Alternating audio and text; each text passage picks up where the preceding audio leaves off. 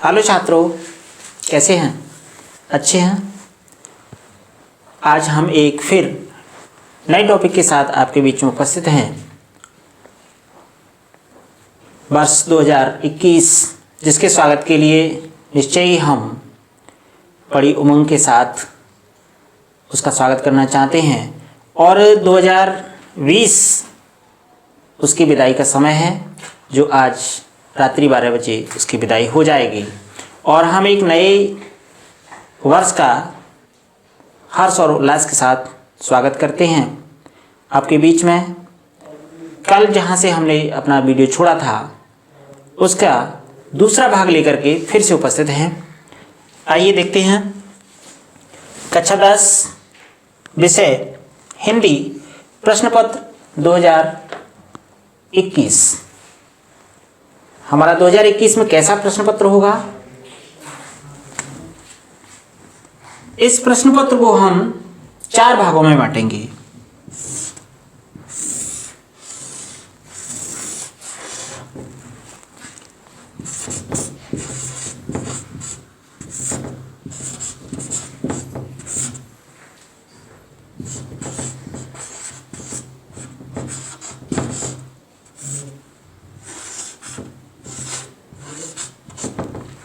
यह प्रश्न पत्र हिंदी का जो 2021 में हमको देखने को मिलेगा वह 4 भागों में कैसे बटा हुआ है, चलिए देखते हैं।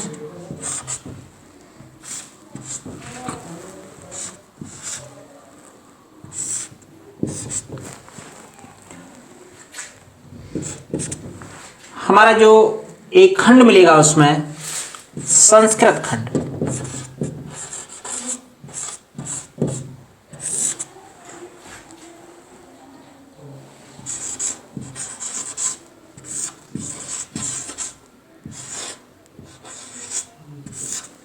पद्य खंड,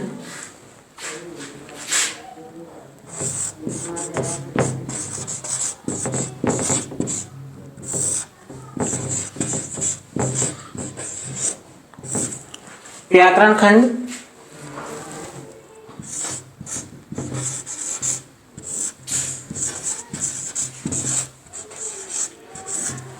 और गद्य खंड।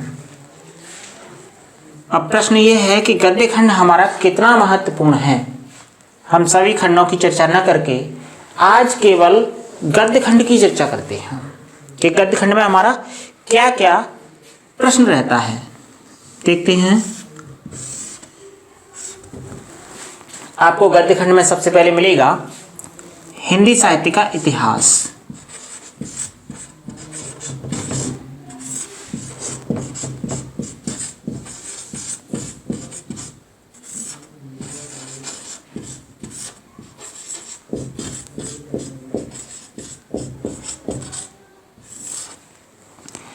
यह हिंदी साहित्य का इतिहास जिसका हमें अध्ययन करना है, इसमें किसका अध्ययन करेंगे?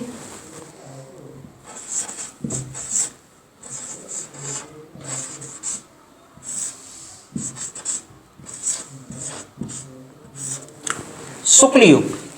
हम किसका अध्ययन करेंगे? शुक्ल युग का अध्ययन करेंगे।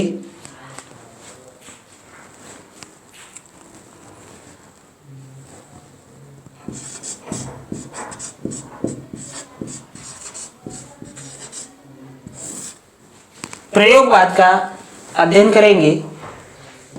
शुक्ल युग, शुक्लोत्तर युग। जो शुक्ल युग के बाद हमारा युग आता है वह शुक्लोत्तर युग कहलाता है, जिसमें प्रगतिवाद, प्रयोगवाद। दूसरा हमारा जो रहेगा रेखांकित गद्यांश।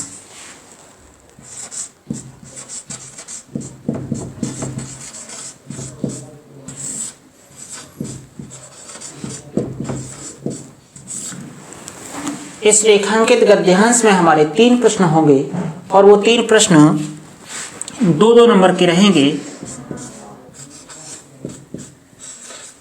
6 अंक का रहेगा। अगला हमारा गद्यांश में क्या रहेगा? जीवन परिचय।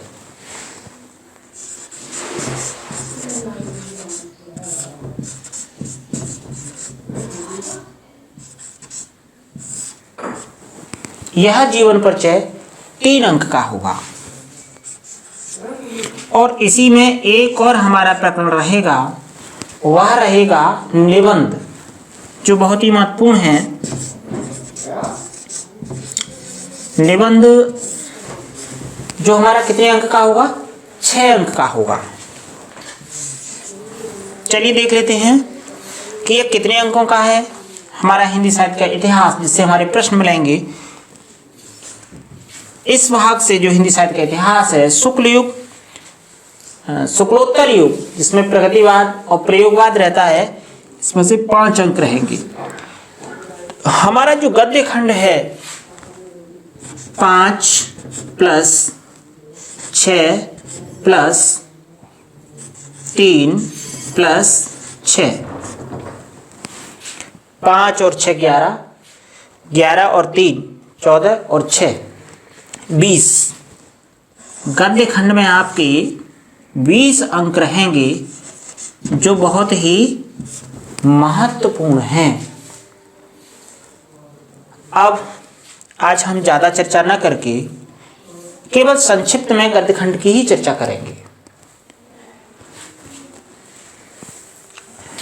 शेष खंडों को अभी हम हटा देते हैं। यदि आप इसका फोटो लेना चाहते हैं, स्क्रीनशॉट लेना चाहते हैं, तो आप ले सकते हैं।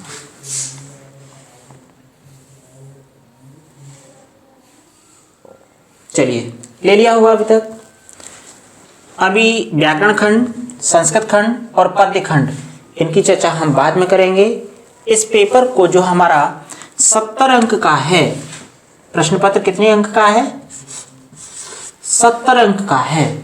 इस 70 अंक को हम 4 खंडों में बांट करके उसका अध्ययन करेंगे। अभी हम केवल गद्य खंड को देखते हैं।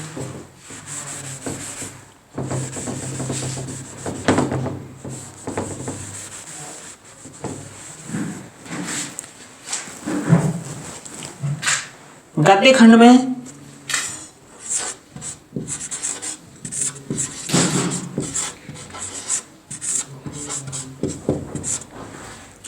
जो सरकार ने 30% हमारा पाठ्यक्रम कम किया है, उस कम के आधार पर अब जो पाठ हमारे शेष बचते हैं, वे 4 पाठ हैं केवल।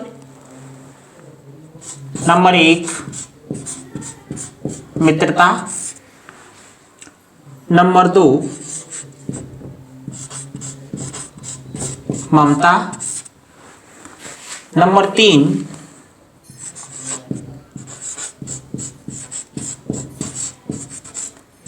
भारतीय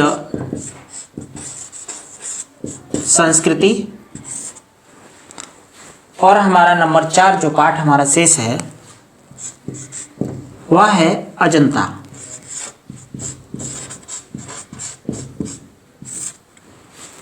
गद्य खंड में अब जो हमें अध्ययन करना है, वो केवल 4 पाठों का अध्ययन करना है।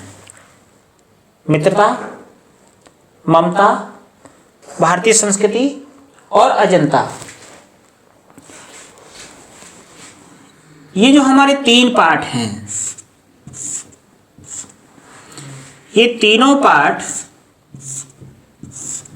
रेखांकित गद्यांश के लिए महत्वपूर्ण है।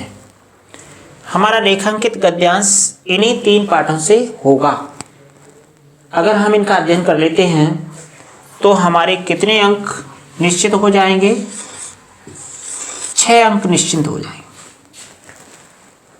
अब उसमें रहता क्या है, रेखांकित गद्यांश को कैसे हम करेंगे, ये अभी हम चर्चा करते हैं।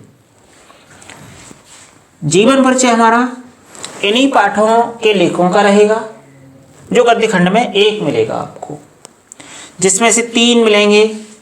मित्रता को आचार्य रामचंद्र शुक्ल, आचार्य रामचंद्र शुक्ल। मित्रता पाठ के लेखक आचार्य रामचंद्र शुक्ल। ममता पाठ के लेखक जयशंकर प्रसाद।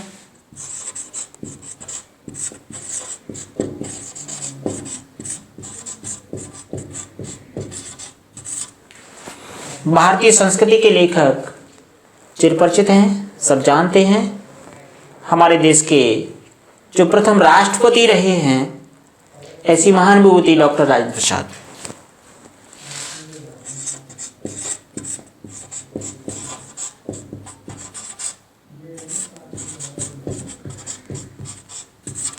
और अजंता पाठ के लेखक भागवत शरण उपाध्याय।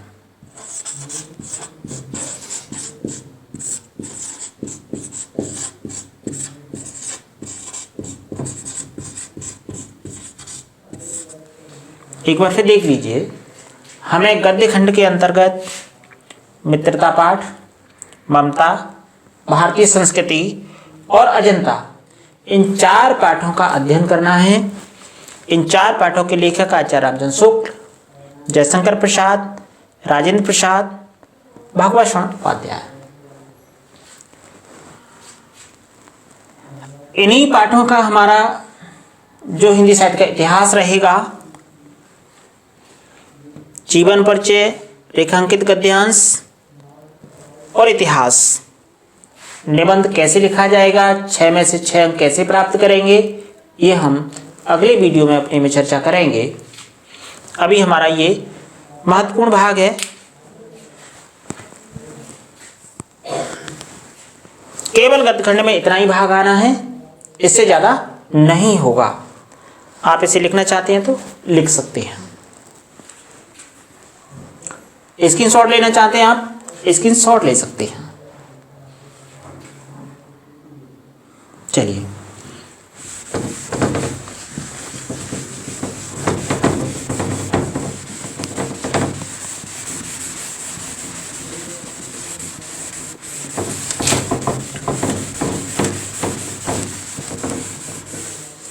सबसे महत्वपूर्ण बात होती है हमारी अध्ययन के साथ साथ कि हम प्रश्न पत्र को हल कैसे करें।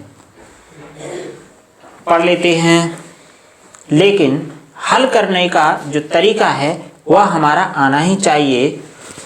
आज मैं एक महत्वपूर्ण बिंदु को लेकर के आपके बीच में हूं।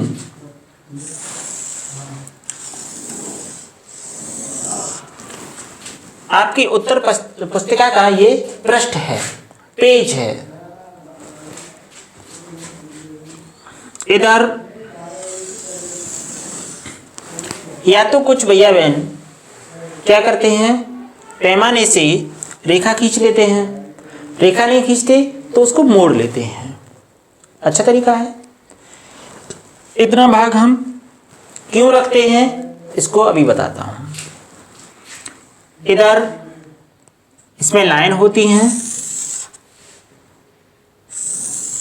इस तरह आपके पेज में लाइन होगी। अब इस लाइन का प्रयोग कैसे करना है,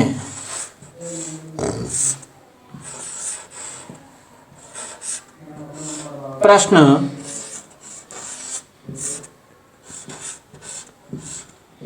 क्रमांक 1 का, प्रश्न क्रमांक 1 का ख ग घ कई अंकों में बटा हो सकता है। प्रश्न क्रमांक 1 डाल दिया, उसके बाद हमने इसकी रेखा खींच दी और इसका फिर हमें उत्तर लिखना है। उत्तर के लिए यहां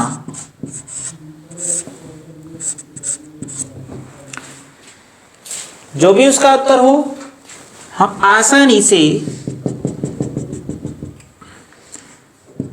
उस प्रश्न का उत्तर लिख सकते हैं।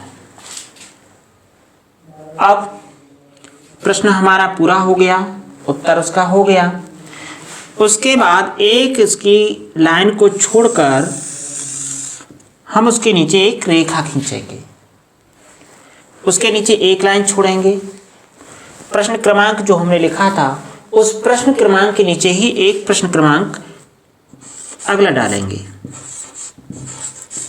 प्रश्न क्रमांक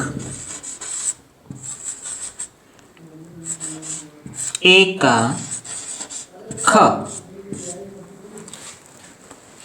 हमेशा ध्यान रखिए, प्रश्न हमेशा पूरा ही डालना चाहिए।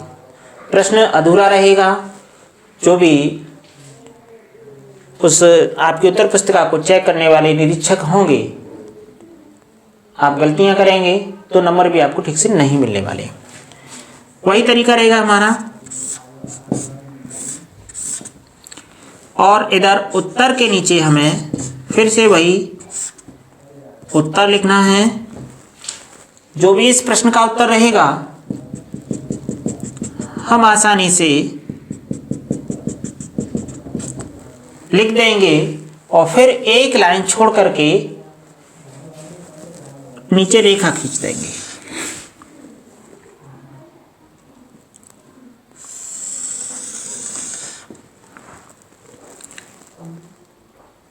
अगला फिर प्रश्न क्रमांक लिखेंगे। इस प्रश्न क्रमांक के नीचे प्रश्न क्रमांक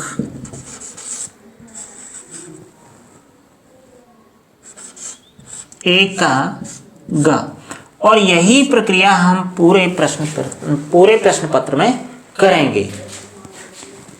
प्रश्न के नीचे रेखा खींच देंगे, उत्तर के नीचे उत्तर लिखेंगे।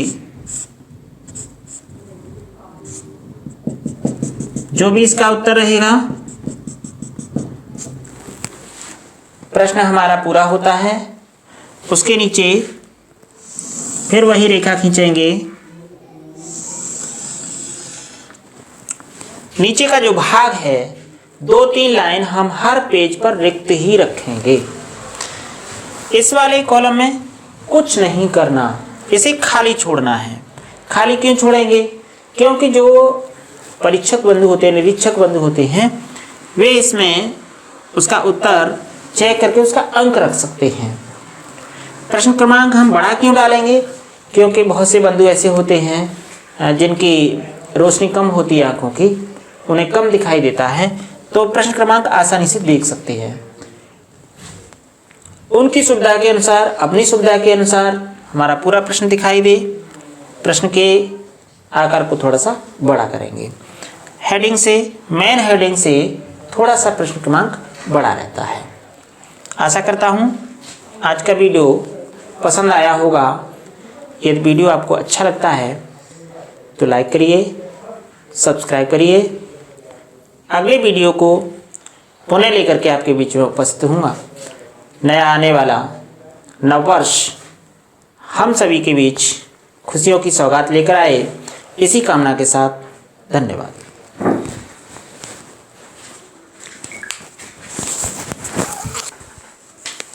भैया वीडियो खराब